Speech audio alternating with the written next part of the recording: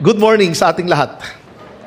Ngayon ay nasa lesson 2 na tayo ng pag-aaral natin in the book of Colossians. Last week, pinag-aralan natin yung part 2 ng lesson 1. 2 linggo natin pinag-aralan ang lesson 1. Ngayon ay nasa lesson 2 tayo kung saan magfo-focus tayo in Colossians chapter 1 verse 3 to 8. Ang Colossians chapter 1 verses 3 to 8 ay hinati natin ito sa 5 part. At ito yung ating lesson 2, part 1. Growth you can't fake. So sa 5 linggo na ito, titignan natin, ako nga ba ay tunay na lumalago spiritually? At makikita natin kung peke or totoo yung ating spiritual growth.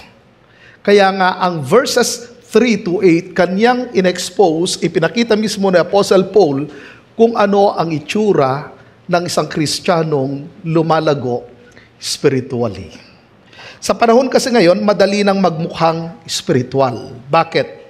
Dahil sa mga social media, sa mga church activities, kaya kailangan tayong bumalik sa tanong na, totoo ba ang growth ko? Or puro display lang? Ngayon, titignan natin ang sinasabi ng salita ng Diyos at ilalantad nito sa atin ang growth na totoo, ang growth na hindi kayang pekein. Verse 3 and 4a. We always thank God, the Father of our Lord Jesus Christ, when we pray for you, because we have heard of your faith in Christ Jesus.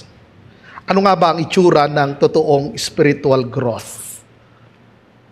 Ang spiritual growth ay hindi patungkol sa pagiging perpekto. It's about progress.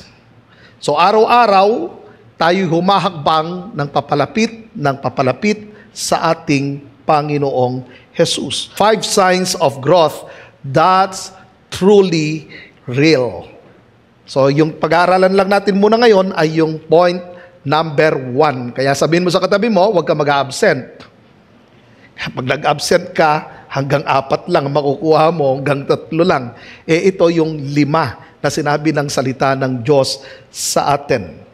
So, sa 5 senyales na ito, na totoong may growth ka na, ano ito? Number 1, faith rooted deep in Christ alone.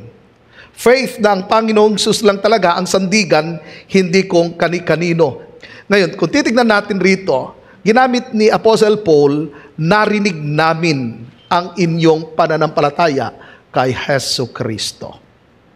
It means, Apostle Paul hindi pa napunta sa church ng Colossus, ni minsan hindi pa siya nakapunta, hindi pa niya nakita mga kapatiran. Ang kilalang lang niya ay sina Epaphras, at pagkatapos ay yung kanyang sinend na si Onesimus. Si Onesimus hindi pa naman member ng church sa Colossus, magiging member pa lang siya nung sinend ni Apostle Paul sa Colossus si Onesimus. So ngayon, sinabi ni Apostle Paul, narinig namin ang inyong pananampalataya kay Hesus Kristo. Ito yung pananampalataya na kung saan hindi kayang pekein. Kasi tandaan ninyo, kapag ang isang tao totoong nanampalataya kay Hesus Kristo, kitang-kita yan sa uri ng kanilang buhay at kung paano nila i-handle ang mga challenges sa buhay na ito. So, sa ating pag-aaral ngayon, unang tanong natin ay, ang faith ko ba totoo? Totoo ba ang aking pananampalataya? Totoo bang matibay ang aking tiwala kay Jesus? Sa ating binasa kanina, sa verses 3 and 4, ginamit mismo ni Apostle Paul rito, in Christ Jesus, na ang pananampalataya ay nakatanim sa tamang lupa. Anong ibig kong sabihin? Na i-plant lamang kay Jesus Christ. Hindi sa religion, hindi sa iyong sarili, hindi sa iyong good works, hindi sa church, kundi kay Jesus Christ lamang. Kaya nga ulitin ko, ang sinabi mismo ni Apostle Paul, faith in Christ Jesus. It's not faith in faith or faith in good vibes, kundi ito'y pananampalataya mismo kay Jesus Christ, kay Jesus na siyang namatay at muling nabuhay. So ang pananampalataya ay naibuild sa tamang pundasyon. Dapat ganyan ang ating pananampalataya. Kasi kapag ang isang tao nanampalataya talaga kay Kristo, talagang yun ay masasabi nating nasa right foundation. Kasi merong pananampalataya na Jesus plus good works. Mayroong pananampalataya na Jesus plus success. Mayroong pananampalataya na Jesus alone. So anong ipagkakaiba nito? Kapag sinabi nating Jesus plus religion, ito'y pagpapakita, una sa lahat, na maaring 80% kay Jesus Christ, 20% sa religion. Or possible na 20% kay Jesus Christ and 80% sa religion. Kasi ganyan naman talaga nangyayari sa karamihan. Mas malaki ang kanilang pananampalataya sa kanilang religion kaysa kay Jesus Christ na nasa Bible. Yung iba naman, Jesus Christ plus good works. Si Jesus, nananampalataya ako pero dadagdagan ko ng aking gawa. Meron namang pananampalataya plus success. At dito ngayon, makikita natin maraming mga tao na ginawa nila na si Jesus ay parang genie.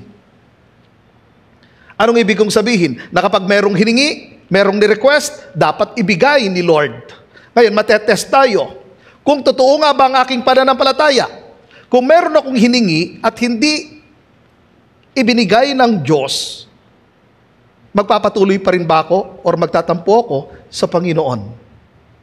Tatalikod ba ako? Or mananatiling firm ang aking faith kay Jesus Christ? Natetest ang ating pananampalataya kung ito ay totoo o hindi. Or kung kanino nakalagay. Maraming mga tao, yung sinabi ko nga, Jesus plus success. What if hindi ka naging successful? What if hindi ka nakapasa sa board exam? Magtatampo pa kayo sa Panginoon? Tatalikod ba kayo sa Panginoon? Kung kayo tumalikod sa Panginoon, then that is Jesus plus success. Hindi siya Jesus alone. Hindi kay Jesus inilagay ng buo ang pagtitiwala. Kasi nga, kung ang buong pagtitiwala mo kay Jesus, anuman ang mangyari, magkagulo man ang lahat, mananatili ka pa rin kay Jesus. Kahit hindi mo naiintindihan ang lahat, mananatili ka pa rin kay Jesus. Dapat sa panahon ng tagumpay, sa panahon ng kabiguan, kay Jesus ka pa rin. Amen ba? Na kahit mawala na ang lahat, basta't nandyan si Jesus, mananatili ka pa rin at sasabihin mong, sapat ang Panginoong Jesus. So tignan natin ulit ang verse 3 and 4. We always thank God, the Father of our Lord Jesus Christ, when we pray for you because we have heard of your faith in Christ Jesus. Napupuno ng pasasalamat si Apostle Paul sa Panginoon. Bakit? Dahil umabot sa kanyang pandinig ang pananampalataya ng mga totoong mananampalataya. Walang social media that time. Hindi pa nakarating si Apostle Paul sa Colossus, pero rinig na rinig kahit saan ang pananampalataya ng mga taga-Colossus. Kaya nga sinabi mismo ni Apostle Paul, we always thank God the Father of our Lord Jesus Christ.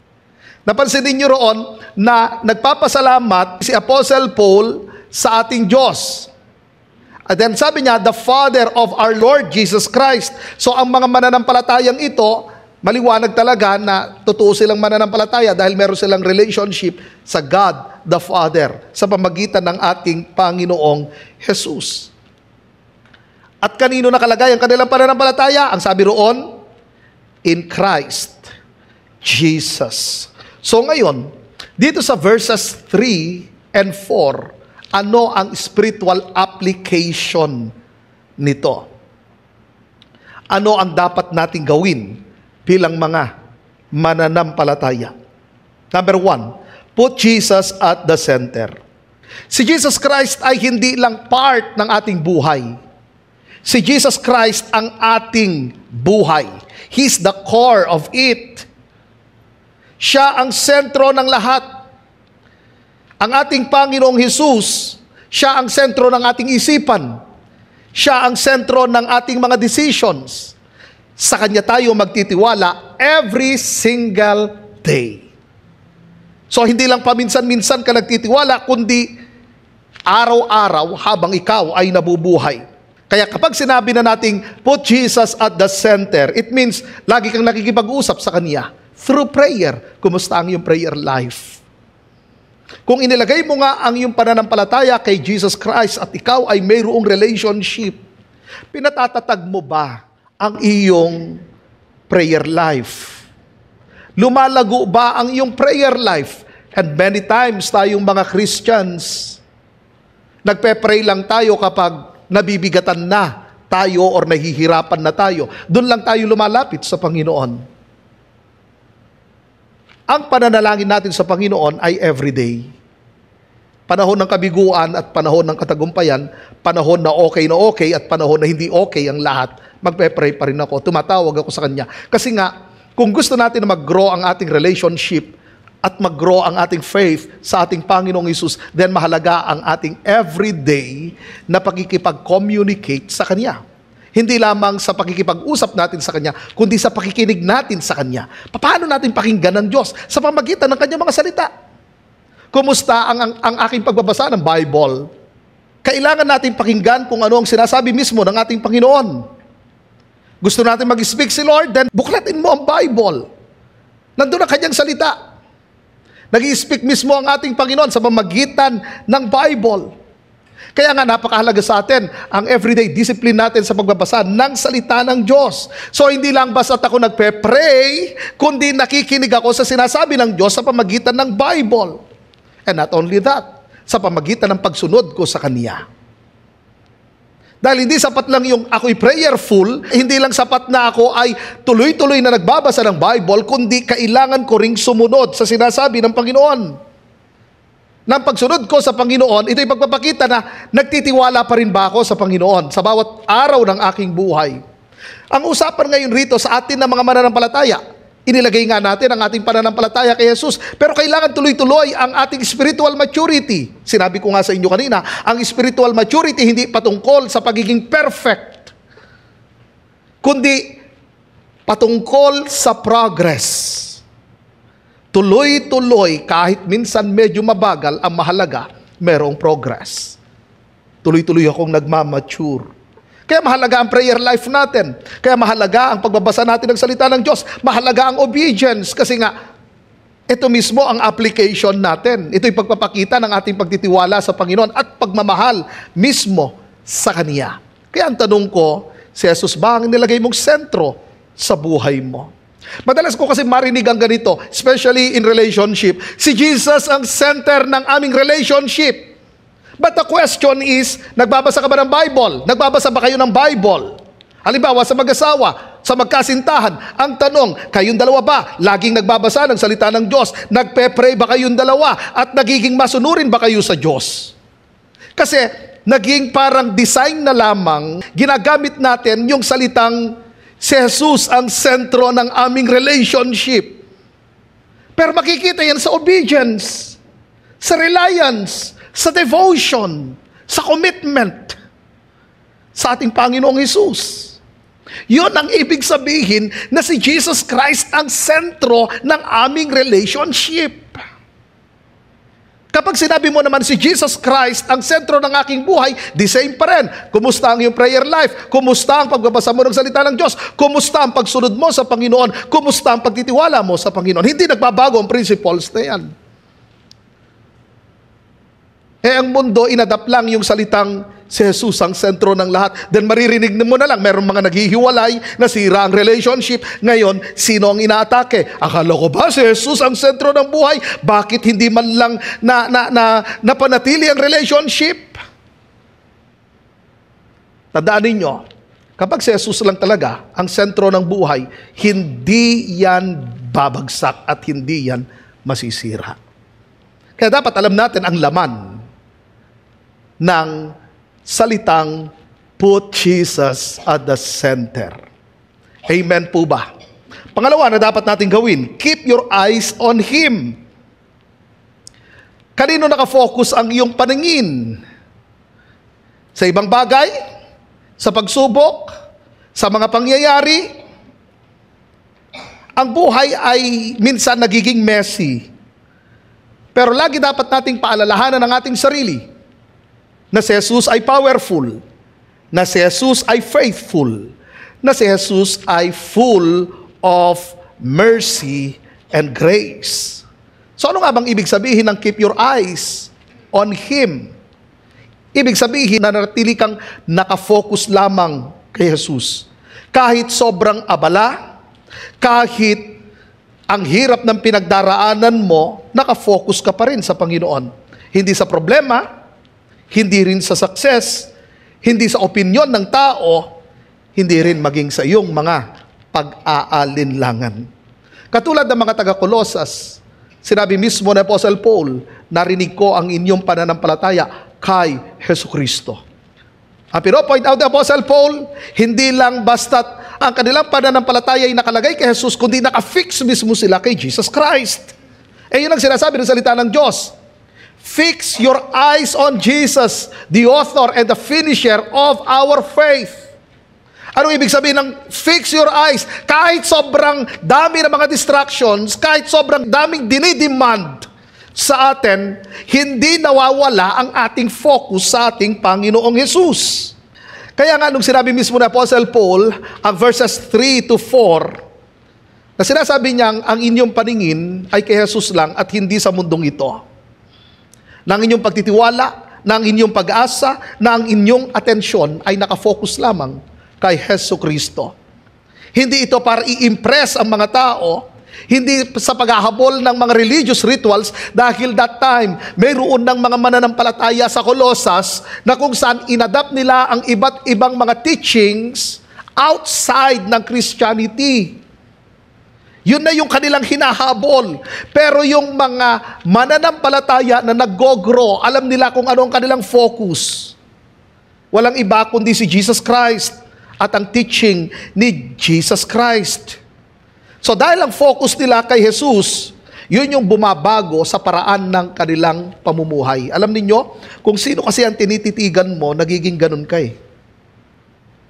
Kung nakafix ang iyong paningin kay Jesucristo, nababago, nahuhubog ang buhay mo, nagiging kawangis mo, nagiging kamukha mo si Jesus Christ. Bakit? Sa Kanya nakafix ang iyong paningin. Kanino ka nakatitig? Sino ang madalas mong pinagmamasdan? Sino ang dinidream mo?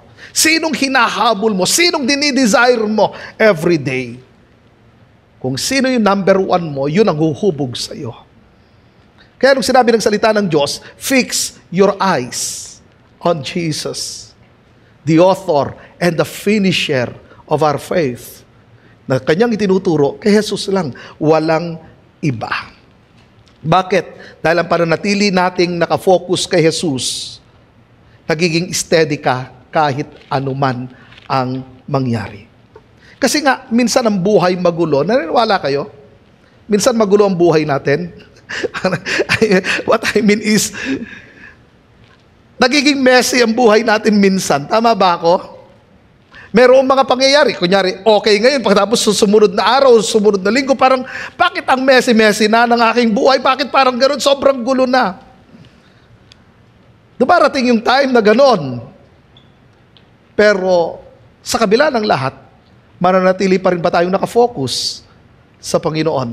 Naalala ninyo si Apostle Peter? Isang araw, lumakad ang Panginoong Hesus sa ibabaw ng tubig. Natakot ang 12 disciples. Then, sinabi ng Panginoon sa kanila, huwag kayong matakot. Sabi ng Panginoon, ako ito, si Jesus. Then sabi ni Peter, Panginoon, kung ikaw yan, paparianin mo ko. Then sabi ng Lord, pumarini ka. For the first time, ang taong ito, lumabas sa kanyang bangka at lumakad sa ibabaw ng tubig. Habang nakatitig siya kay Jesus, nasa ibabaw siya ng tubig. Pero nung marinig niya ang malakas na hangin at mataas din ang alon, distracted itong taong ito. Ano nangyari? Nawala yung kanyang focus kay Jesus. Ang tiningnan niya ang malalaking alon. At doon unti-unting lumulubog si Peter. Alam nyo ang ipinapakita nito? Kapag nakafix tayo sa Panginoon, kahit anong problema, kahit anong pagsubok, kahit anong mga challenges na dumating sa buhay mo, kahit ang daming dinidemand sa iyo, maraming gustong humingi ng iyong time, ang daming dapat gawin, pero hindi ka distracted, hindi ka lulubog. But the moment na nawala ang paningin mo sa Panginoon, yun din yung moment na unti-unti kang lumulubog. So keep your eyes on Jesus. Dahil kapag nakafocus ka kay Jesus, ibig sabihin, nakasentro ang faith mo sa Kanya. Amen? Number 3, don't base faith on feelings. Huwag gawing basehan ng faith ang feelings mo. Tandaan natin, ang emotions natin pabago-bago. Yung totoong faith, nakatapak ka sa katotohanan, hindi sa kung anong mood mo. Ang emotion natin pabago-bago. Pero tandaan ninyo, huwag nating gawing basihan ng faith ang feelings natin. Hindi ko sinasabing masama ang feelings, blessing ang feelings. Kasi kung ano yung sitwasyon, yun yung tugon ng pakiramdam natin. So halimbawa, inihanda sa iyo yung paborito mong pagkain. Siyempre, masaya ka, no? Paborito mo yun eh. O halimbawa, meron nangyaring hindi maganda. Anong tugon ng iyong pakiramdam? Siyempre, malungkot ka, tama? Pero wag mong hayaan na ang emotion ang siyang mag-rule. At wag mo ring hayaan na ang emotion ang siyang mag-influence sa iyong faith. Kasi ang faith natin, nakalagay lamang kay Jesus Christ, hindi sa iyong mood. Kasi ang mood, pabago-bago. Minsan masaya, minsan nakangiti. Okay, minsan hindi okay. Kaya huwag dapat nating hayaan na impluwensyahan ng feelings ang ating pananampalataya.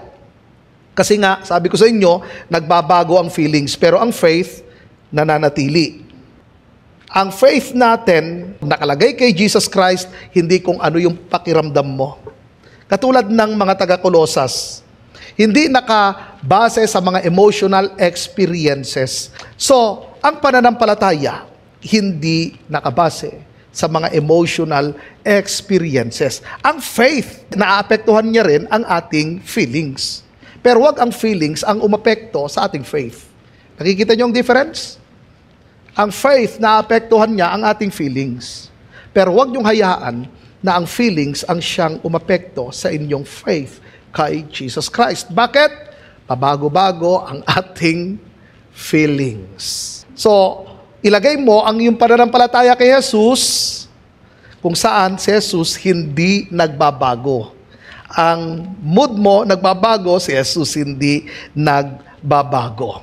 Pang-apat, grow deeper, not just wider. Lumago ng mas malalim, hindi lang palawak. Dapat nakafocus tayo sa paglago ng ating puso, sa ating spiritual life. What I mean is, sa ating pananampalataya, hindi lang sa dami ng alam natin. So, nung sinabi kong wider, yung marami kang ginagawa, mga activities, mga ministries, even knowledge sa salita ng Diyos. Hindi masama itong mga to. Mahalaga na mag-grow tayo sa knowledge ng salita ng Diyos. Mahalaga na gumagawa tayo para sa kingdom ng Panginoon. Pero kung shallow yan at hindi malalim ang ugat, madaling matumba. Madaling bumagsak. So ang goal natin, hindi lang dumami yung mga ginagawa natin sa church, kundi lumalim ang faith natin kay Jesus Christ. Yun yung ibig kong sabihin, grow deeper, not just wider. Hindi ko sinabing masama na lumawak ang kaalaman natin sa salita ng Diyos. Hindi masama na lumawak ang ministry natin. Pero wag nating kalilimutan ang pinakauna sa lahat, lumalim ang ating ugat sa ating Panginoong Jesus. Katulad ng isang puno, hindi lang basta't maraming sanga, kundi dapat malalim ang ugat nito para kahit anong bagyong dumating, mananatili pa rin siyang nakatayo. So wag lang sanang puro busy kayo sa ministry, dapat lumalim mismo tayo kay Lord. Kasi possible na maging busy ka sa ministry, pero kay Lord, wala ka ng time. Dapat, ang time mo kay Lord, ang iyong relationship kay Lord, ang siyang lumago ng lumago. So, yung ministry, resulta na lamang yon ng iyong paglago. Kasi possible naman, yung pag-fake nga, yung sinasabi ko, inuuna ang ministry pero wala yung kanilang focus sa kanilang devotion sa Panginoon. Kaya maraming mga mahinang Kristiyano, kaya mahalaga, unahin natin yung ating paglagong spiritual, paglago ng ating pananampalataya sa ating Panginoong Jesus. Amen? Fifth, let your faith be visible. Hayaan niyong makita ng iba ang faith ninyo sa pamagitan ng inyong actions. Kasi nga, ang pananampalataya natin, kitang-kita yan obvious yan.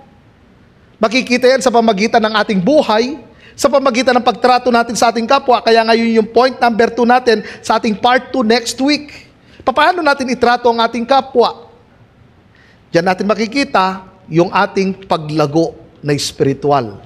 Paano natin i-handle ang mga pressures sa buhay na ito? Kasi inaalaw naman talaga ng Panginoon ng mga matitinding pagsubok para lumalim ka sa pananampalataya. Pero kung iba ang iyong pananaw pagdating sa mga pagsubok, ang mangyayari, magtatampo ka talaga sa Panginoon. Ang mangyayari, dinaanan mo lang yung mga pagsubok, pero hindi ka natuto. So ang pinupunto ni Apostle Paul dun sa ating binasa sa verses 3 to 4, na ang pananampalataya ng mga taga-Kolosas ay kitang-kita. So faith is not private, it's public. So ang faith natin sa Panginoong Hesus, hindi siya secret. Nakikita yan. Nakikita ng mundo. Nakikita yan araw-araw. Ang ating attitude, ang ating actions, kitang-kita yan. Yun nga sabi ko sa inyo, paano natin i-handle ang mga challenges.